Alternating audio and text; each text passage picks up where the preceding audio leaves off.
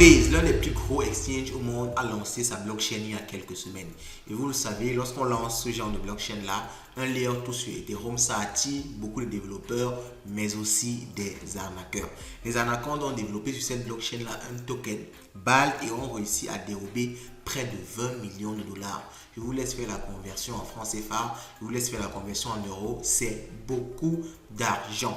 Dans cette vidéo, on va revenir dessus et on va principalement s'intéresser à un article du journal du coin qui a vraiment détaillé comment l'arnaque s'est passée. L'objectif c'est simple, c'est d'apprendre nous-mêmes comment ce genre de choses se déroule dans le but de s'en protéger. Parce que vous savez, je vous l'ai souvent dit ici, lorsqu'un projet a une hype énorme, ne courez pas directement et rentrer dans le projet. Il faut souvent prendre du recul, bien analyser le projet avant d'investir.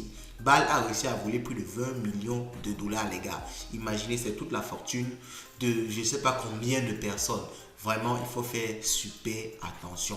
Donc, dans cette vidéo, on va vraiment regarder, analyser cette enquête-là. Si vous découvrez la chaîne pour la première fois, vous êtes sur Life Finance. On parle de crypto-monnaie, d'entrepreneuriat, de bourse, de trading, globalement, de tout ce qui peut vous rapporter de l'argent. Car chez nous, l'argent, c'est le nerf de la guerre.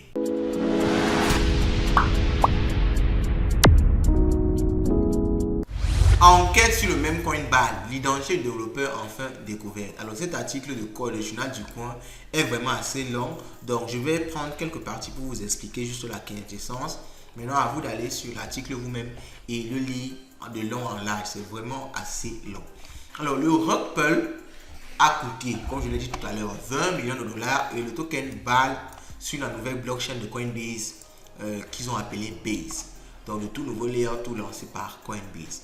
Donc, après beaucoup d'analyses, on a rapporté que ce token-là, en fait, l'attaquant était lié à FTX et à Alameda Research. Beaucoup de personnes ont même carrément dit que c'était SBF, celui qui, l'ancien CEO de FTX, qui a tout simplement volé des milliards de dollars. Vous avez sûrement entendu parler de cette histoire-là.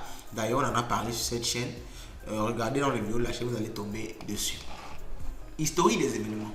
Alors, on ne va pas parcourir tout ça parce que, comme je l'ai dit, c'est vraiment long.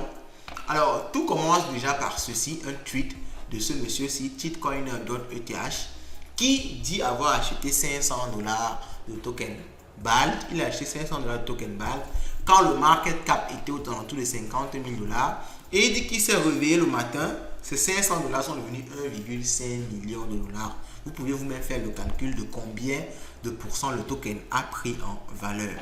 Donc, quand il a tweeté ça, ça a attiré l'attention de beaucoup de personnes et on a commencé à faire des recherches. Donc, il y a déjà ce monsieur-ci qui a affirmé en fait que c'est une façon de Coinbase de promouvoir leur blockchain. Parce que vous savez, quand il y a un buzz comme ça, d'un token sur la nouvelle blockchain, ça va forcément faire parler de la blockchain. Et on va dire quand même que ça a marché. Même comme c'était juste une supposition. Ce n'est pas vrai parce que si Coinbase fait de l'inside trading, c'est un délit, c'est un crime. Donc, après celui-ci est venu et il a dit en fait que ce que le monsieur-ci précédent, Kuro XLB, alors ce sont des personnes sur Twitter qui font des analyses de crypto-monnaies. Il a dit que non, ce que ce monsieur dit n'est pas vrai parce que en fait, cette adresse-ci n'est pas liée à Coinbase. Exactement, c'est plutôt, ça vient plutôt des swaps qui ont été faits sur Uniswap. Donc vous voyez un peu, les CBATH n'ont pas été mintés de Coinbase, mais ont été achetés de Uniswap. Donc il démontre ce que le précédent là a dit. Donc il y a vraiment eu énormément de spéculations sur qui est vraiment à l'origine de ce token là.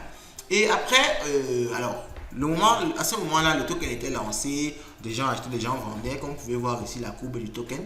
Et après, il y a eu ce gros pixie. Quand il y a ce gros pixie, qu'est-ce qui s'est passé? Le développeur du token a mis un peu de liquidité, ce qui a poussé beaucoup de personnes à penser que le token allait prendre de la valeur. Vous savez, quand il y a un voit comment un token prend de la valeur, c'est là que tout le monde veut acheter. Ce qui a amené le token très loin en haut ici. Et après, il a tout simplement vendu la liquidité pour pouvoir en fait consommer son arnaque. Parce que vous savez que le token fonctionne par paire. Lorsqu'un token est sur le marché, il y a un autre token qui le soutient. Okay? Lorsque moi je vends mes Ethereum pour acheter par exemple du token BALT, ça veut dire qu'il y a mes Ethereum qui sont venus se déposer dans le pool de liquidité et les tokens BALT vont prendre de la valeur. Vous voyez un peu. Et réciproquement, si j'enlève mes Ethereum, le token va perdre de la valeur. Donc ça marche dans les deux sens. Donc alors ici, ça veut dire que les gens ont beaucoup acheté le token BAL, ils ont déposé des Ethereum, Et ce qui s'est passé par la suite, quand le type a vendu, il a tout simplement enlevé tout cet Ethereum là et le token s'est effondré. C'est ce qui est précisé ici. Il a eu un gain de près de 3000 ETH, donc près de 6 millions de dollars. Et il a voulu mentir qu'il n'a pas vendu le token. Il a juste remove la liquidité.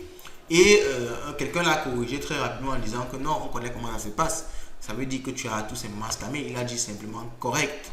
Donc correct, il dit correct comme quelqu'un qu'on connaît bien. Vous savez, SBF s'exprimait toujours très succinctement comme ça.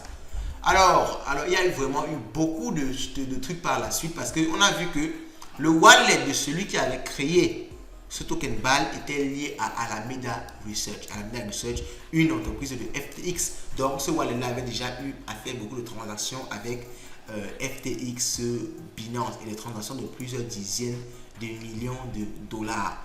Donc beaucoup de personnes ont affirmé carrément que c'était SBF. Vous voyez, il y a des personnes qui disent que les tweets de BAL et SBF sont carrément similaires. On a pris quelques tweets de SBF.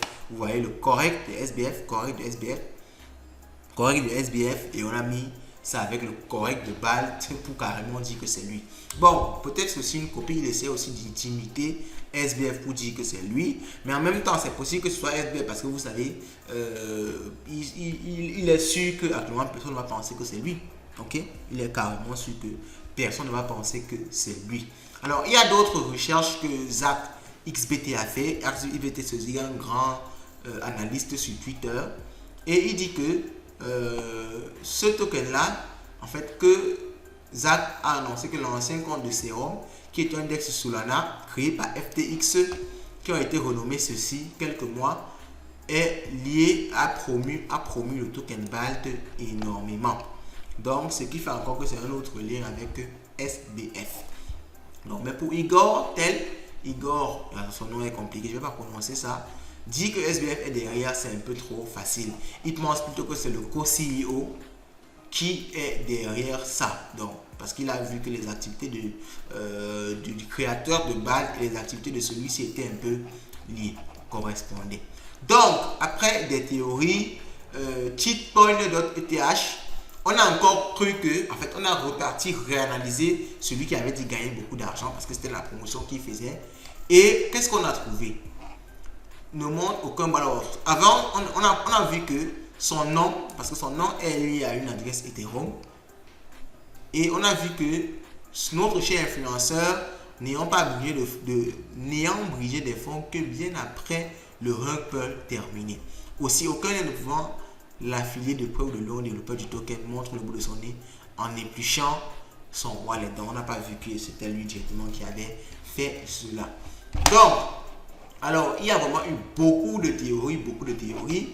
Alors, SBF ou pas, il y a eu vraiment eu beaucoup d'autres analyses. Tout à droite maintenant, on peut apercevoir le compte labellisé ceci qui n'est autre que le Head of Engineering de Coinbase Cloud, ayant initialement envoyé des fonds à cette adresse. Donc, probablement le créateur du wallet. Donc, on pense aussi que c'est maintenant celui-ci qui a créé ce wallet-là. Donc, ensuite, Nanox.eth, le Head of Smart Contract de MakerDAO, le CEO de Pool Data, une adresse liée à Elena, cofondatrice de THBL et d'autres personnes a priori plus ou moins connues en anonyme sur X. Donc, ça fait beaucoup de personnes qui sont liées à cette arnaque-là. Ça fait beaucoup de personnes. Est-ce que c'est un ensemble de personnes qui se sont mis en place pour arnaquer? Alors, ce sont vraiment des grosses têtes du monde de la crypto. Vous voyez ici des CEO, de MakerDAO, de Pool Data, de Coinbase Cloud. C'est vraiment des grosses têtes. Alors, je pense qu'ils ne sont pas quand même à ce genre de somme près, 6 millions de dollars, 20 millions de dollars. Mais on ne sait jamais. Est-ce que c'est SBF lui-même qui n'aurait pas fait ça? On ne sait pas. En fait, vous savez, ici, ça ne peut qu'être des suppositions. Mais on a quand même des indicateurs assez clairs. Et on sait qu'au final, c'est un lien qui est quand même assez étroit. On peut aussi remarquer une transaction envoyée en mars au déploiement de 4 Inbox, un protocole de lending Pourtant, leur compte X avait affirmé n'avoir aucun lien avec lui après les accusations d'Igor. C'est basé uniquement sur des mentions sur les réseaux sociaux. Il semble donc avoir un lien plus étroit que ce qu'il annonce. Donc, enfin, la partie qui va nous intéresser le plus est l'adresse, cette adresse-ci, qui partage un compte de dépôt Coinbase avec un des déposants FTX Deposito, ce qui dévoile un lien direct entre le développeur et cette adresse. D'autres éléments viennent appuyer cette thèse, comme les transactions vers Parsec Finance, un outil blockchain qui semble correspondre à un roulement d'abonnement de dates différents et complémentaires. Vraiment, la blockchain est extrêmement transparente. Donc, Bad Deployer is potentially revealed. 2 days ago, advertised they had sent Mike back in 2001 and reached out to ask him who it may be. Donc, peut-être c'est Mike MC Donald qui a fait ça, peut-être c'est pas lui. En tout cas, cet article nous fait penser qu'il y a beaucoup de personnes qui sont liées à cette arnaque-là. Maintenant, savoir la personne qui, de façon effective, on a supposé beaucoup de personnes dans cet article-ci. Maintenant, il faut le lire, il faut vous-même faire votre propre analyse. L'objectif de cette vidéo, c'était laquelle? Et surtout, l'objectif de cette analyse, c'était laquelle? C'était déjà dans un premier temps de montrer qu'il y a eu arnaque et qu'il faut faire attention aux nouveaux tokens qui se lancent et surtout qui explosent. En général, comme on dit, quand ça explose, il faut directement chercher à vendre pour pouvoir encaisser les bénéfices. Si vous cherchez à exploser, à toucher seulement la lune, vous risquez de perdre votre argent. Et cette vidéo était l'objectif aussi de vous montrer que la blockchain est totalement transparente. Totalement, vous avez vu, des analyses de blockchain couplées à des articles sur les réseaux sociaux ont réussi à remonter carrément à celui qui a volé près de 6 millions de dollars. Donc, ce serait intéressant pour vous aussi de vous focaliser sur l'analyse de blockchain, de voir comment ça marche. Ça peut vous permettre de comprendre beaucoup plus de choses sur l'univers de la crypto-monnaie et surtout de savoir comment mieux investir. Parce que l'objectif, c'est ça, mieux investir, mieux se positionner pour gagner toujours beaucoup plus d'argent. Dites-moi ce que vous pensez de cette vidéo en commentaire et on se dit à la prochaine. Ciao.